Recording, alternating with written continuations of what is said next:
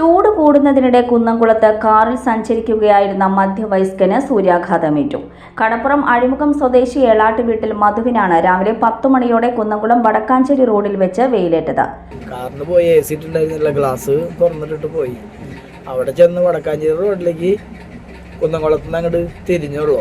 അവിടത്തേനും വയറിൻ്റെ ഈ സൈഡ് മാത്രമായിട്ട് ഇങ്ങനെ ഇവിടെ മാത്രം ഇങ്ങനെ പൊള്ളല് ഒരു ചുട്ട് കത്തൽ തുടങ്ങി. അങ്ങനെ ഞാൻ ഗ്ലാസ് കയറ്റിട്ടുള്ള എല്ലാവരും ഗ്ലാസ് കയറ്റാൻ പറഞ്ഞ് അങ്ങനെ ഞാൻ എസിട്ട് പിന്നെ ഹോസ്പിറ്റലിൽ നിന്നിട്ട് എനിക്കിങ്ങനെ ചുട്ട് നീറ്റൊന്നും നിൽക്കണില്ല.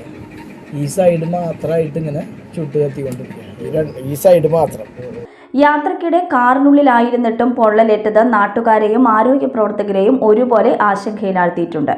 രാവിലെ ആയതിനാൽ വാഹനത്തിനുള്ളിലെ എയർ കണ്ടീഷൻ പ്രവർത്തിപ്പിക്കാതെ ഗ്ലാസുകൾ താഴ്ത്തിയിട്ടാണ് മധു യാത്ര ചെയ്തിരുന്നത്. യാത്രക്കിടെ ശരീരത്തിൽ ചെറിയ നീറ്റൽ അനുഭവപ്പെട്ടെങ്കിലും അദ്ദേഹം അത് കാര്യമാക്കിയില്ല.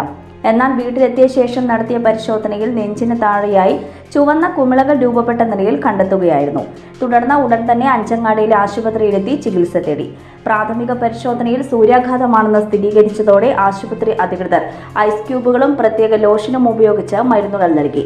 പരിക്കുകൾ ഗുരുതരമല്ലാത്തതിനാൽ വിശ്രമം നിർദ്ദേശിച്ച അദ്ദേഹത്തെ വീട്ടിലേക്ക് വിട്ടയച്ചു.